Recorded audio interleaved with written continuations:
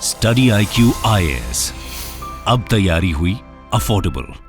Hello and welcome दोस्तों, स्वागत है आप सभी का आपके पसंदीदा प्लेटफॉर्म स्टडी IQ IAS पे।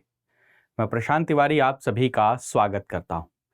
मैं आशा करता हूं आप सभी अच्छे होंगे, अपना ध्यान रख रहे होंगे और मन लगाकर पढ़ाई भी कर रहे होंगे। दोस्तों, हमारे सामने आज जो हम सेशन लेकर आए हैं वो है PIB का वीकली एनालिसिस।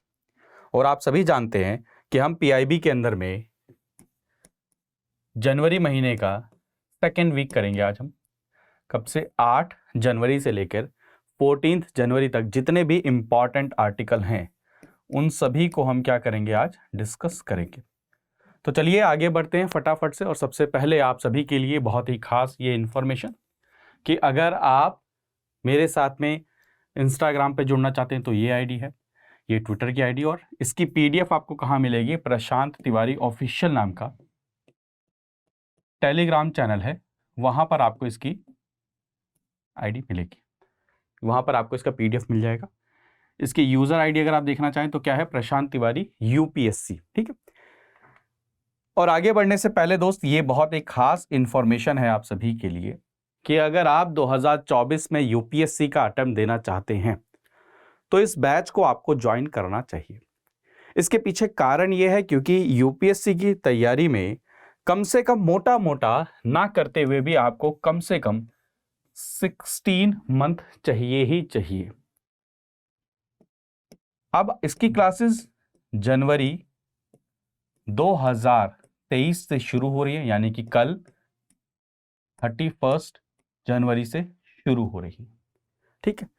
अब यहां पर सबसे खास बात यह रहने वाली है मेरे दोस्त कि इस बैच के अंदर में आपको GS मिलेगा, चाहे प्रीलिम्स हो चाहे मेंस हो। आपको मेंटोरशिप मिलेगी, आपको प्रीलिम्स की टेस्ट सीरीज मिलेगी, मेंस की टेस्ट सीरीज मिलेगी, मेंस आंसर राइटिंग प्रोग्राम के तहत में आपको आंसर राइटिंग में हेल्प मिलेगी। सब कुछ मिलने वाला है मात्र 18,999 रुपए में। ये कॉस्ट आप बाहर जाएंगे किसी भी कोचिंग इंस्टीट्यूट के अंदर में, इस कोर्स का अगर कॉस्ट आप पता करेंगे 2 से 2.5 लाख रुपए उसकी कॉस्ट होने वाली है। तो आपको देर नहीं करना है, क्योंकि अगर आपको कल क्लास का एक्सेस चाहिए तो आज ही ज्वाइन करना पड़ेगा। कोड क्या यूज करना है, PRT लाइव दोस्त, ठीक है। यही कोड आपको यूज करना है, ज्वाइन करिए फटाफट से। तो सबसे पहला आर्टिकल अगर देखें, परशुराम कुंड फेस्टिवल।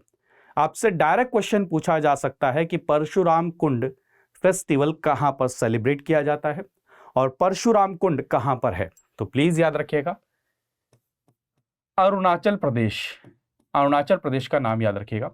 परशुराम जो कुंड है वो हिंदू पिलग्रिमेज साइट है। कहां पर लोकेटेड है, आपके लोहित रिवर के जो पास में लोहित डिस्ट्रिक्ट है उसके वहां पर, कहां पर, अरुणाचल प्रदेश में। प्लीज ये चीजें, एक तो रिवर का नाम याद रखिएगा,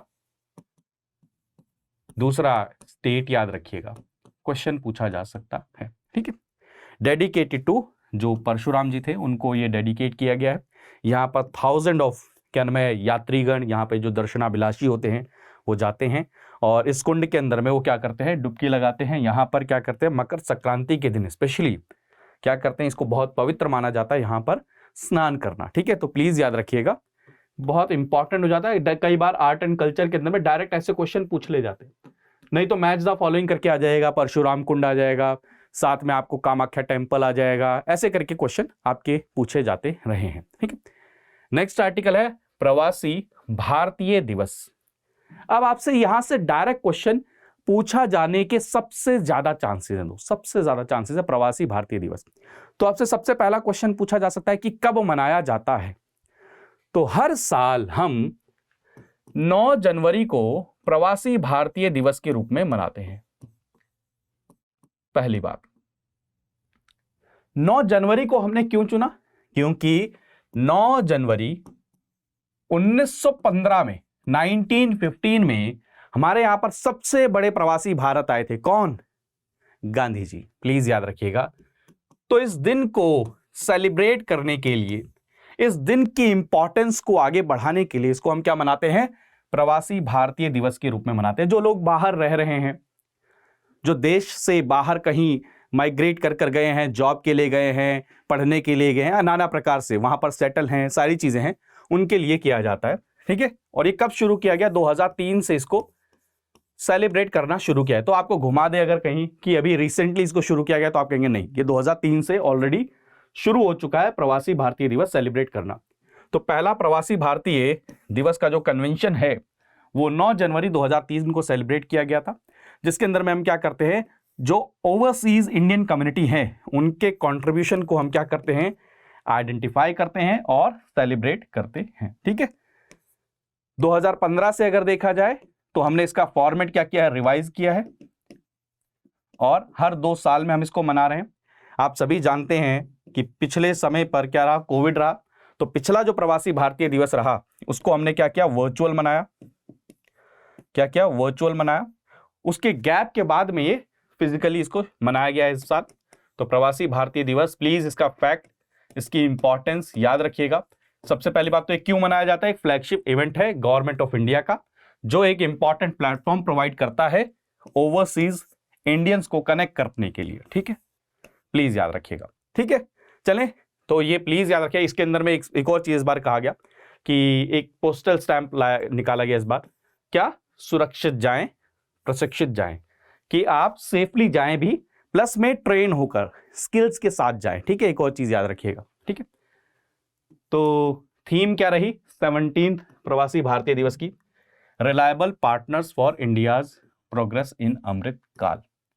प्लीज ये कुछ पॉइंट्स हैं। 16th हमने क्या किया था, वर्चुअली सेलिब्रेट किया था, ये फिजिकली इस बार सेलिब्रेट किया गया है 4 साल के गैप के बाद में। प्लीज पॉइंट को नोट करिएगा। ठीक है, नेक्स्ट है आपका Golden Globe Awards. Please Gandhi ji को याद रखिएगा उससे रिलेटेड। तो RRR मूवी आप सभी ने देखी होगी, तो उसको गोल्डन ग्लोब्स अवार्ड मिला है। सभी चारों तरफ सोशल मीडिया हो, हर जगह पर ये चीज छाई हुई है, तो कुछ फैक्ट आ सकते हैं, तो उसको मैंने नोट कर लिया। तो गोल्डन ग्लोब अवार्ड्स ये एनुअली होते हैं। पहली बात,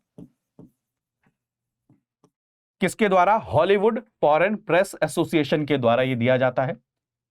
outstanding achievement film and television industry के अंदर में उसको रिकॉग्नाइज करने के लिए, प्लीज याद रखिएगा। इस बार SS राजामौली के द्वारा जो डायरेक्टेड RR है उसको ये मिला है। कई बार क्वेश्चन ऐसे पूछे जाते हैं, तो मैंने आपके लिए ये चीज लेकर आ गया हूं। ठीक है, क्लियर। उसमें गाना था ना, नाटू नाटू नाटू। ठीक है, चलें, और जिसको क्या है आपको बेस्ट मोशन पिक्चर के अंदर में देखा जाए, नॉन इंग्लिश के अंदर में, ठीक है, उस किसको मिला है, अर्जेंटीन, क्या नाम है, 1925, अर्जेंटीना 25 कह रहा हूँ, अर्जेंटीना जो मूवी है 1985 उसको मिला है। ठीक है, नॉन इंग्लिश के अंदर में बेस्ट मोशन पिक्चर्स के अंदर में। ठीक है, ठीक है, चलें आगे बढ़े।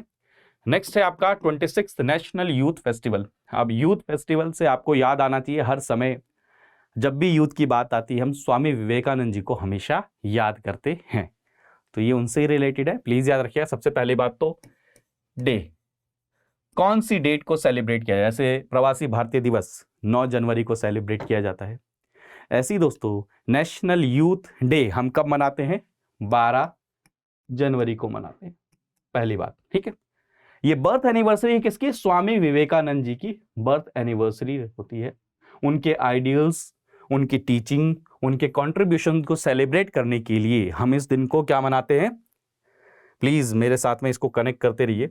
हम क्या 12 जनवरी को नेशनल यूथ डे के रूप में मनाते हैं। ठीक है, national youth festival is celebrated on 12। ठीक है, इस बार जो मनाया गया है 5 दिन का है, 12 से 16 तक। विकसित युवा, ठीक है, विकसित भारत, ये क्या है, इसके बारे की थीम रही है। और national youth festival every year होता है to provide exposure to Indian youth. Please याद रखिएगा, इससे ज्यादा और कुछ करने की आपको जरूरत नहीं है। नेक्स्ट आर्टिकल इंपॉर्टेंट है आपके एग्जाम के लिए, न्यूज में काफी बना हुआ है। ठीक है, गंगा विलास। ठीक है, गंगा नदी के ऊपर में सबसे लॉन्गेस्ट रिवर क्रूज वाराणसी से चलकर डिब्रूगढ़ में, तो सोचिए सबसे लॉन्गेस्ट, तो बहुत इंपॉर्टेंट है। अब गंगा नदी हमारे लिए क्यों इंपॉर्टेंट है, ऑलरेडी मैं कई बार इसके बारे में आपके साथ में डिस्कशन कर चुका हूं कि जब भी हम रिवर की बात करते हैं तो ये चीज समझने की कोशिश करिए, गंगा नदी का नेटवर्क पूरे इंडिया में विकसित है, पहला पॉइंट। दूसरा पॉइंट दोस्त, मतलब क्या, उधर से हम उत्तराखंड से शुरू करेंगे, फिर जाते जाते वेस्ट बंगाल तक जाएंगे। दूसरा पॉइंट, इसको होली रिवर यानी कि धार्मिक तौर पर भी इसकी मान्यता है।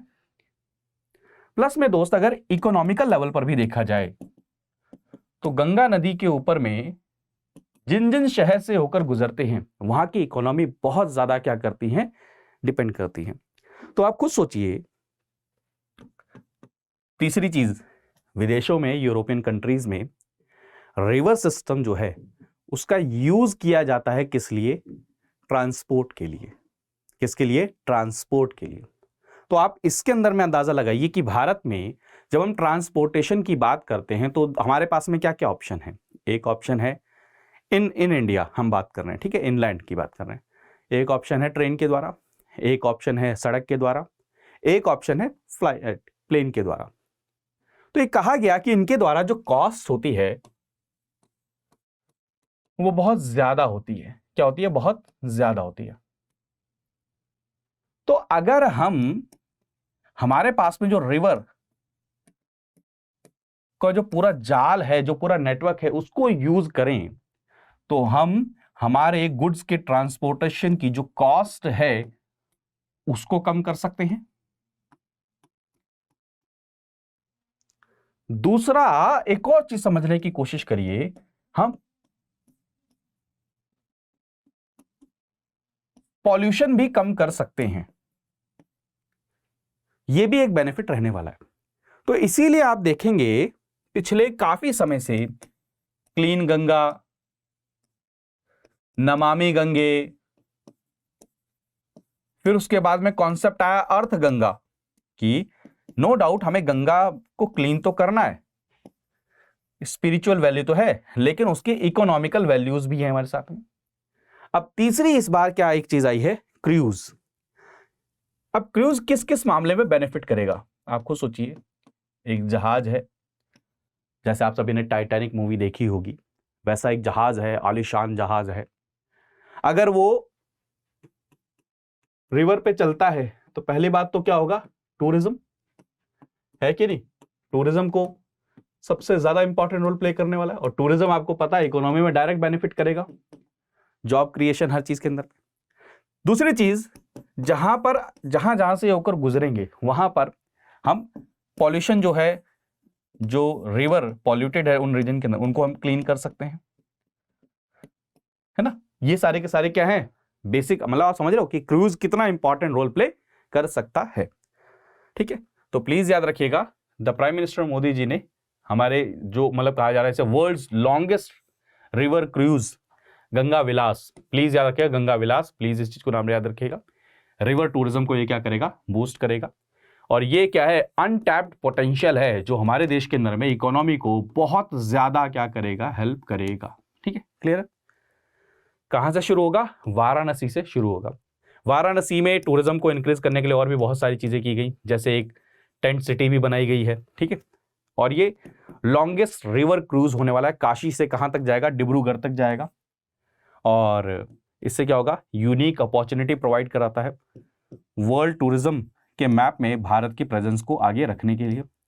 इसके तहत में टूरिज्म सेक्टर आगे क्या आ जाएगा? पुश मिलेगा उसको। एम्प्लॉयमेंट पोटेंशियल है हमारे ईस्टर्न इंडिया में, उसको भी क्या मिलेगा? हेल्प मिलेगी इसके कारण, ठीक है। पीएम हाईलाइटेड ट्विन अप्रोचेस, ठीक है। क्या है? ओवरऑल डेवलपमेंट, जहां जहां गंगा होकर गुजर रही है वहां से उनका डेवलपमेंट भी करना है।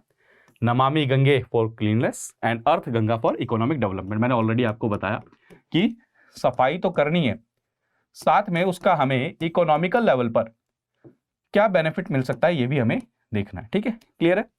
पॉइंट को प्लीज नोट करके रखिएगा, ठीक है। तो गंगा विलास कितने 51 डेज की इसकी जर्नी रहने वाली है। कितने? 51 डेज की। वाराणसी उत्तर प्रदेश से शुरू होगा और डिब्रूगढ़ आसाम तक ये चलकर जाएगा, ठीक है। 3200 किलोमीटर, 3200 किलोमीटर, ठीक है, क्लियर। और बांग्लादेश भी बीच में पड़ेगा, तो ये भी क्वेश्चन आपसे कभी पूछ लें तो प्लीज याद रखिएगा, जी हाँ, बांग्लादेश से होके फिर हम डिब्रूगढ़ की तरफ में जाएंगे, ठीक है। 27 रिवर सिस्टम के थ्रू इंडिया बांग्लादेश के थ्रू होकर जाएगा, ठीक है, तो ये बहुत इंपॉर्टेंट है, ये प्लीज़ याद रखिएगा। और काफ़ी सारी टूरिस्ट साइट को कवर किया जाएगा, जिसमें रिवर के घाट करे जाएंगे, पटना, साहिबगंज, कोलकाता, ढाका, ये सब कुछ कवर किया जाएगा। प्लस में कई सारे नेशनल पार्क कवर किए जाएंगे। तो आप देख सकते हैं जहां जहां ये जाएगा वहां पर भी टूरिज्म की अपॉर्चुनिटी क्रिएट हो रही है, नहीं हो रही है। तो ये भी क्या है, पॉजिटिव, इसकी हमें चीज नजर आ रही है। नेक्स्ट आर्टिकल है आपका ऑनलाइन गेमिंग सेटअप। अब ये ऑलरेडी मैं आपको कई बार बताता रहता हूं, कई बार आपके साथ में मैं डिस्कस करता ही रहता हूं कि हमारा जो प्यारा भारत है उसमें जब हम नॉर्थ ईस्ट की बात करते हैं, यहां पर हमें डेवलपमेंट कम देखने को मिलता है। अब डेवलपमेंट कम है तो कई बार यहां से हमें माइग्रेशन भी देखने को मिलता है। तो माइग्रेशन को भी रोकना है, प्लस में यहां पर डेवलपमेंट भी करना है। अब दिक्कत क्या है, कई बार हम जॉब अपॉर्चुनिटीज क्रिएट करने के लिए हमेशा हैवी इंडस्ट्रीज की ही बात करते हैं। तो उसका एक ऑल्टरनेटिव सॉल्यूशन होता है सॉफ्ट इंडस्ट्रीज, जैसे आईटी सेक्टर, बीपीओज, ऐसी एक क्या हो गया, गेमिंग सेक्टर। अगर मान के चलिए गेमिंग एक्सीलेंस सेक्टर स्टैब्लिश होते हैं, जैसे फॉर एग्जांपल आपने हैदराबाद को डेवलप किया, फॉर एग्जांपल आपने गुरुग्राम को डेवलप किया, नोएडा को डेवलप किया, बेंगलुरु को डेवलप किया, ठीक है, ऐसे आप चंडीगढ़ को इस समय डेवलप कर रहे हैं, मोहाली को डेवलप कर रहे हैं। ऐसे अगर नॉर्थ ईस्ट में डेवलपमेंट इस प्रकार का होता है, इंडस्ट्रीज जाएंगी, इन्वेस्टमेंट होगा, जॉब अपॉर्चुनिटीज क्रिएट होंगी, कनेक्टिविटी क्रिएट होगी, वहां पर जो बेसिक नीड है वो उनको फुलफिल किया जाएगा, ये सारी चीजें होने वाली। तो ये क्या है, एक बहुत ज्यादा पॉजिटिव डायरेक्शन में ये काम है, ठीक है। तो digital India startup hub through software technology parks of India would establish India's first centre of excellence in online gaming at Shillong, ठीक है। प्लीज इस चीज को याद रखिएगा। और ये एंटरप्रेन्योरशिप और स्टार्टअप को नॉर्थ ईस्ट की तरफ ले जाने की कोशिश की जा रही है, बहुत इंपॉर्टेंट है, प्लीज इसी तरीके से इसको याद रखिएगा। इससे ज्यादा और कुछ आपको पढ़ने की इसमें से जरूरत नहीं है, ठीक है। नॉर्थ ईस्ट में क्या होगा, डिजिटल स्किल्स भी वहां पर आएंगी, डिजिटल कनेक्टिविटी भी बढ़ेगी, जॉब अपॉर्चुनिटीज भी क्रिएट होंगी, कनेक्टिविटी भी होगी, ये सारी की सारी चीजें वहां पर होने वाली हैं, जिससे जॉब को लेने में उनको क्या मिलेगा, और ज्यादा हेल्प मिलेगी, ठीक है। चलें, नेक्स्ट है G20 की पहली इंफ्रास्ट्रक्चर वर्किंग ग्रुप की मीटिंग। अब इसको सिंपल सी भाषा में समझिए दोस्त कि अब भारत के पास में क्या है, प्रेसिडेंटशिप है। भारत काफी सारे अलग अलग प्रकार के अब मीटिंग्स करता रहेगा अगले 1 साल में। तो पहले बात तो याद रखिए, G20 के अंदर में 19 देश प्लस में एक यूरोपियन यूनियन। भारत ने इंडोनेशिया से क्या ली है, प्रेसिडेंसी ली है। दूसरी बात, 2 चीजें ये होगी। तीसरी चीज, ऐसे कई सारे क्या होने वाले हैं, अब मीटिंग्स होती रहेंगी। तो मेन ऑब्जेक्टिव क्या है इन मीटिंग्स का, सबसे पहली बात तो जैसे इंफ्रास्ट्रक्चर की बात की जा रही है। अब आप सभी जानते हैं दोस्त कि न्यू इंडिया की बात की जा रही है। क्या, न्यू इंडिया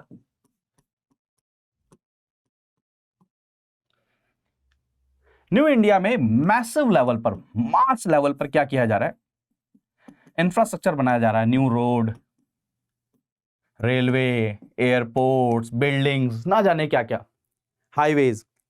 इससे क्या होगा, आप सभी ऑलरेडी जानते हैं कि infrastructure industry direct job creation में सबसे इंपॉर्टेंट क्या करता है, रोल प्ले करता है। प्लस में क्या होगा, और अदर सेक्टर्स के अंदर में भी क्या होगा, इसके हमें पॉजिटिव इंपैक्ट देखने को मिल सकते हैं।